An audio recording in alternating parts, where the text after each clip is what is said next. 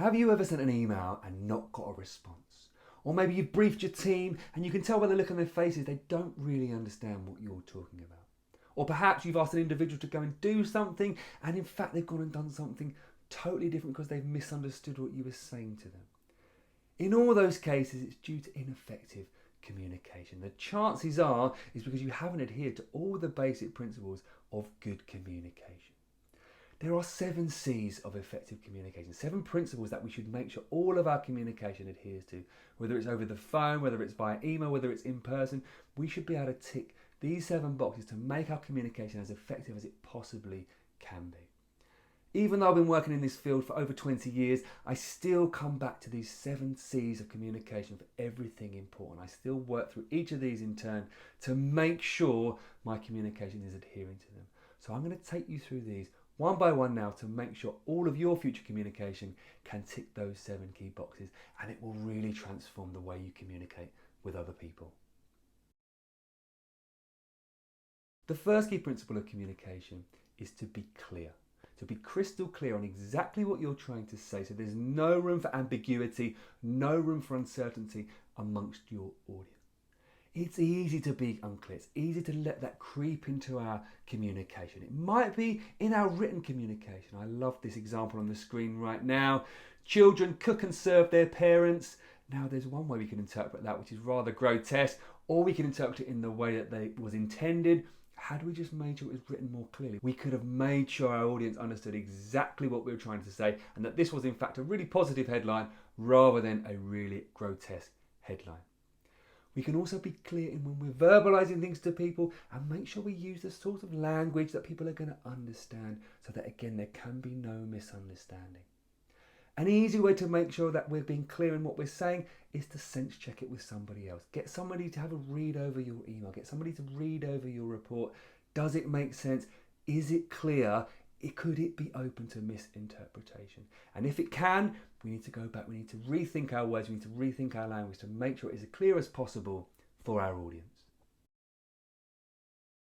The second key principle of communication is to be concise. To get that information across to your audience in the quickest, most succinct way possible. Now, sometimes that's about the number of words you use. Sometimes we're using long words where we could use short words. Sometimes we're using long sentences where we can use short sentences. You can see from the example on the screen, there's a long way to say it, or there's a short way to say the exact same thing. And sometimes we can be concise just about playing around with the words that we're using and the way that we structure our sentences. You might need to think about that. Are you using lots of language, lots of words to say something where fewer could have done? So that's one way to be concise. But actually there's something far more fundamental than that, far more significant to being concise that I wanted to get across to you today. And that is that we need to be concise in terms of our thoughts, in terms of the number of key messages we're trying to get across to our audience, in terms of the number of facts and figures we're trying to get across, or whatever it might be. We need to be concise in those as well.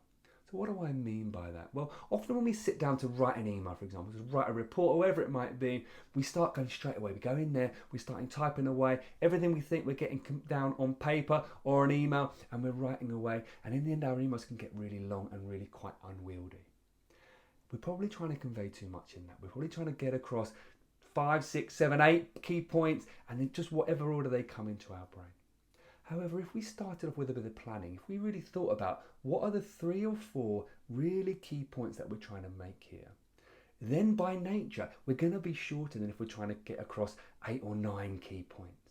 So thinking about what are those fundamental things we're trying to get across will enable us to be much more concise in terms of how we end up writing it.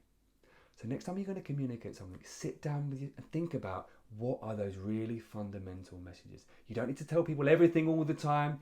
Keep it short in terms of the number of thoughts, and that's going to enable you to keep it short in terms of the number of words you are using, and make it easy for everybody to access that information as quickly and easily as possible. The next key principle of communication is to be concrete. Now, what do I mean by that? Well, I want our audience to leave feeling certain that they know what we want them to do.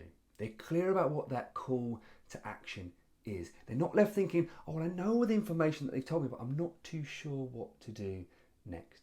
because sometimes we might be briefing our staff, we might be writing an email to somebody, all the words are clear, all the words are in the right order, they can take it in, but they don't know what we're expecting them to do next. It's not certain enough, it's not concrete enough. And so next time you communicate with somebody, think, are they going to be clear from this what they need to do next? And if not, you might need to rethink it to make sure it's as concrete as possible. The fourth key principle of communication is that it should be correct. Now there's a few different parts to this. We need our communication to be correct in terms of accurate. We need it to be accurate. We need to be accurate from a grammar point of view, from a spelling point of view, and if we're not, that can alter the meaning of what we're trying to say. I really like this example on the screen now. It says, please use tongs to pick pastries. Now, obviously we know what they really meant. They meant please use tongs, but it just goes to show a little spelling mistake here or there can totally affect what we're actually saying to somebody. So we need to be accurate. We need to be correct from that point of view. We also need to be correct in terms of truthful. We need to be honest in what we're trying to say and that it can't be provably false. We're not telling fibs in what we're trying to put out there. It needs to be correct from that point of view as well. We need to be truthful. Otherwise people will catch us out on it. People will then bring our credibility into question and so on. So we need to make sure our communication is correct from an honesty, trust, transparency point of view. But we also need to make sure our communication is correct and evidence-based. Can everything we're saying be backed up? Is there data to back it up? Are there studies to back it up? Is there someone else that can verify what we're saying? That type of thing. So we need to make sure it's correct in that it's actually based on evidence. So there's three key things to think about when it comes to being correct. There's accuracy, there's truthfulness, and there's evidence. And hopefully all of your communication can tick all three of those boxes. Next up, we've got coherence. All of your communication should be as coherent as possible, as easily understood as possible. And again, there's a couple of parts to this. Part number one is that we should be able to read it nice and easily. I work in the healthcare industry, so I work with doctors, and those doctors have notoriously awful handwriting. So when you see their handwritten notes, their prescription or whatever, it can be hard to read, and that's part of it. Legibility is part of it. Of course, lots of us now work online. Most of us right now online. We're talking about things like using too many capital letters, using too many different colours in our writing, using lots of bold and lots of underline. It all makes our writing less legible, less coherent. So think about that next time you're writing. Is it easy to read? Is it easy to understand? Is it legible? That's one part of coherence. But the other part, probably the most important part, is that it should flow. There should be some coherence to how people are reading it. We want to read it in a clear order, beginning, middle, end, in chronological order. We want there to be some flow to what we're reading. We want there to be some flow into the presentation that we're watching or to the briefing that's coming from our boss, not jumping around from point to point. An easy way to insert some coherence into what you're writing is to go back to that planning step. To think about what are those key points we're trying to make, but then what's the best order for me to make those key points that's going to have a nice flow to it. Beginning, middle, end, chronological order, whatever it might be, make sure you're making the points in the right order and not jumping around all over the place. We want our communication to have some flow, some coherence to it, as well as being legible. So next time you're thinking about your communication, think about how can you inject that flow and how can you make sure it's as easily understood, easily read, easily heard as possible. The penultimate principle is to be complete. Complete wherever possible.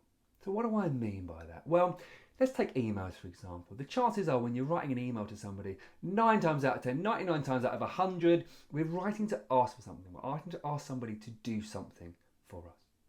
And in order for them to do something, they've got to be clear what we're asking them to do, and they've got to have all the information there to be able to do it. If we haven't given them all the information, if it's incomplete, they're not going to be able to necessarily go ahead and complete the task that we've asked them to do because they haven't got all that information. Similarly, if I'm trying to sell you a washing machine or I'm writing an advert for a washing machine, I need to give you all that information that you need. The information needs to be complete to enable you to make that purchase decision. If I leave out key information like what rating it is, how fast it spins, what temperature it goes to, all that type of stuff, if the information is incomplete, it makes it much more difficult for you to make your decision to go ahead and purchase it. So wherever possible, we need to make sure our information that we're communicating is complete and gives everybody enough information that they need to make a decision or to take action or to do whatever it is that we need them to do next. So the last C is the easiest to do and the most obvious one I would suggest, but it's actually one that we overlook more often than we realise, and it's to be courteous. Now, I'm sure none of us here would ever think of ourselves as being discourteous. We wouldn't think of ourselves as naturally rude people, but occasionally we've probably received an email from a colleague that's just strayed onto the rude side. Perhaps we even sent an email to a colleague that strayed onto the rude side. Perhaps when we're online on Twitter or on Facebook or wherever, we might be having conversations with people and it might again stray into rude territory. And the fact is, we don't respond well to people that are rude to us, that are discourteous to us. We're much less likely to take the information in. We're much less likely to listen to them. We're much less likely to do what they want us to do. So if we want to communicate effectively with others, we want to naturally do it in a courteous way. If you are unsure whether what you're writing or what you're saying is going to be discourteous, don't say it. Err on the side of caution with this one, because ultimately it will make a huge difference to how you're perceived, how you're listened to, and like I said, whether they actually go and do whatever it is that you want them to do. So those are the 7 C's of communication. 7 principles that all of our communication should ideally adhere to. Number 1, clear. Number 2, concise. Number 3, concrete. Number 4, correct. Number 5, coherent. Number 6, complete. And number 7, courteous. Like I said, even after 20 years, I still refer back to this list. I still tick off to make sure I'm adhering to all these key principles whenever I do a big piece of work, and I'd encourage you to do the same. I'm also interested to know, which one of these do you naturally struggle with right now? Why don't you let me know?